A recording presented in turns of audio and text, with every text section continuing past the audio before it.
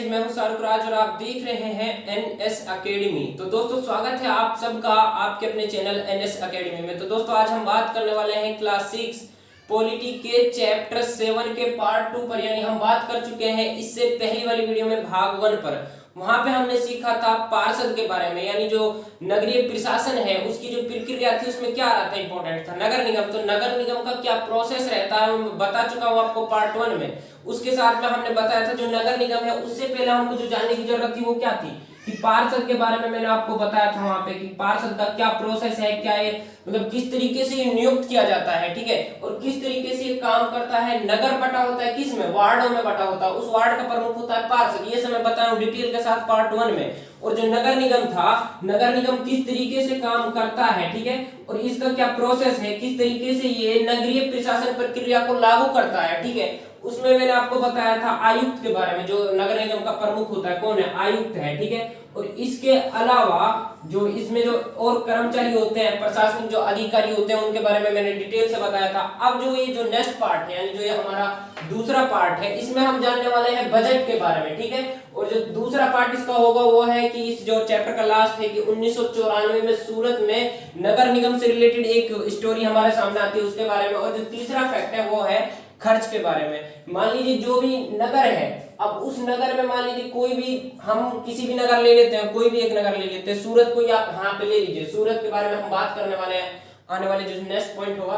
तो सूरत एक नगर है, तो इसमें हमको क्या करनी है, बिजली की सुविधा करनी है मान लीजिए आप, ठीक है, या फिर पानी की सुविधा करनी है, या फिर अस्पताल की सुविधा करनी है, या फिर स्कूल की सुविधा करनी है, ठीक है, मतलब कोई भी सुविधा करनी है उसके लिए हमको क्या चाहिए, पैसा चाहिए। क्या चाहिए, पैसा चाहिए। तो कोई भी सरकार काम करती है उसमें पैसा तो खर्च होता है, लेकिन उस पैसे का जो रिकॉर्ड है, जो सिस्टम है, वो कहां से आता है, किस तरीके से उसका प्रोसेस होता है। अब मान लीजिए मैंने आपको बताया था नगर निगम है जो, ये काम करने का इसका तरीका क्या है कि अलग अलग विभागों में बटा होता है। इसका जो बिजली विभाग अलग होता है, ठीक है, जल से रिलेटेड यानी पानी से रिलेटेड देखोगे तो आप वहां पे जल विभाग अलग होता है। अगर स्वास्थ्य यानी अस्पताल से रिलेटेड देखोगे तो स्वास्थ्य विभाग होता है। इस तरीके से जो इसका पैसे का सिस्टम है वो डिपेंड करता है किस पर, बजट पर, यानी हर साल बजट तैयार किया जाता है। अब मान लीजिए जो बजट तैयार किया, उस बजट का जितना भी पैसा है उस पैसे को डिवाइड कर दिया जाता है अलग अलग उसमें। मान लीजिए जैसे कि नगर निगम का जो ये है जल विभाग हो गया, बिजली विभाग हो गया, ठीक है, या फिर स्वास्थ्य विभाग हो गया, ठीक है,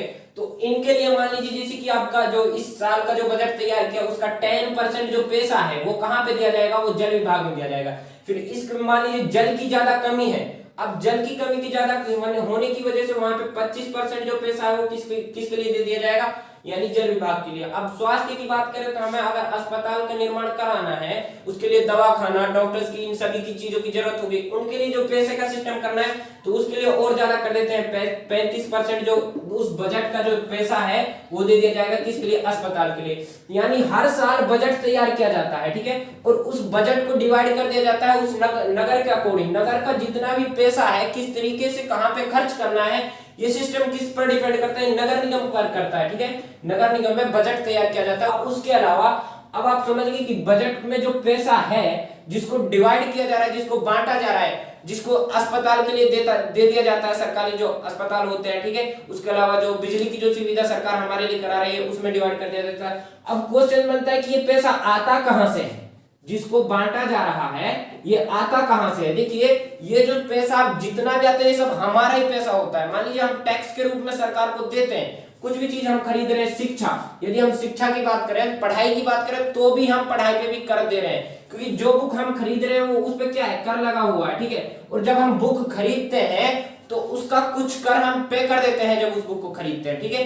इसी तरीके से कोई भी काम, जब भी हम कोई भी वस्तु खरीदते हैं तो उससे उस पे कर लगा होता है, और वो कर का जो पैसा है वो एकत्रित होकर कहां पे जाता है, वो जाता है नगर निगम के पास, ठीक है। और उसी पैसे को क्या किया जाता है, डिवाइड किया जाता है, बजट के रूप में क्या कर दिया जाता है, बांट दिया जाता है। मान लो जो पैसा है वो सरकार का अलग नहीं है, वो हमारा ही पैसा है, लेकिन हम अप्रत्यक्ष रूप से उसको दे रहे हैं, ठीक है।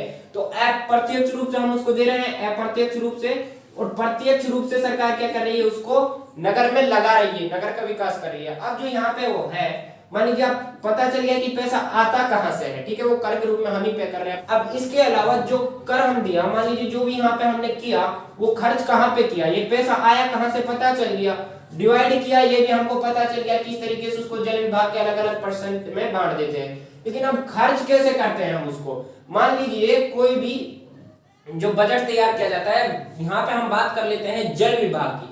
तो जल विभाग में हमने दिया 25% पैसा। अब जल विभाग से रिलेटेड कहीं पे पानी की समस्या ज्यादा आ गई है, ठीक है, तो ज्यादा आने की वजह से इसका जो कुछ पार्ट है 25% का, मान लीजिए 10%, तो 10% वहां पे हमने उस टाइम यानी समय के अनुसार परिस्थिति को देखते हुए कहां कर दिया, खर्च कर दिया है, ठीक है। तो इस पैसे को इसी तरीके से खर्च किया जाता है, यानी 10% कर दिया जल विभाग में, 20% कर दिया बिजली विभाग में, ठीक है। तो इस तरीके से इसको डिवाइड किया जाता है। अब जो यहाँ पे इंपॉर्टेंट फैक्ट था, मान लीजिए वो मैं आपको बताया था कि प्रशासनिक प्रक्रिया में जो नगरीय प्रशासनिक प्रक्रिया वो काम किस तरीके से करती है, ठीक है। ये डिपेंड करती है वहां के विभागों पर, जो नगरीय विभाग होता है। और नगरीय विभाग से पहले मैंने आपको बताया था कहाँ पे, वार्ड होता है, जो नगर होता है वो वार्डों में बटा होता है, वहां पे जो वार्ड का प्रमुख होता है वो पार्षद होता है, उसके अनुसार उस काम को सोल्व किया जाता है। लागू कौन करता है, वो आयुक्त करता है, ठीक है, या हम कमिश्नर भी इसको बोल सकते हैं। अब यहाँ पे देखिए जो चैप्टर का जो एंड है वो है कि सूरत से रिलेटेड एक कहानी हमको मिलती है। सूरत ये एक शहर है चंडीगढ़ का, ठीक है। तो यहाँ पे जो ये सूरत है, यहाँ पे 1994 में प्लेग महामारी फैलती है। अब इसके पीछे का रीजन क्या है, जो यहाँ पे प्लेग महामारी फैली, इसके पीछे का रीजन ये है कि वहां पे जो लोग थे उस टाइम 1994 में सूरत के लोग जो कूड़ा कचरा वचरा ये सब गंदगी होती थी उसको इकट्ठे फेंक देते थे। आपने जैसे कि घरों में रह रहे तो ऊपर से फेंक दिया वो नीचे ही, लेकिन वहां की जो नगर निगम है यानी जो नगर पालिका है, कस्बा है, ठीक है, तो नगर निगम की वहां पे क्या नहीं थी, वो सशक्त नहीं थी, वो सावधान नहीं थी, तो वो क्या कर रही थी, सही से काम नहीं कर रही थी। अब कूड़ा एकत्रित होता गया, एकत्रित होता गया, एकत्रित होने की वजह से वहां पे क्या हुई, बीमारी फैलने लगी और उस बीमारी ने रूप ले लिया प्लेग महामारी का, यानी प्लेग बीमारी का, ठीक है। तो इसकी वजह से वहां पे बहुत सारे लोगों को क्या करना पड़ा, शहर छोड़ना पड़ा।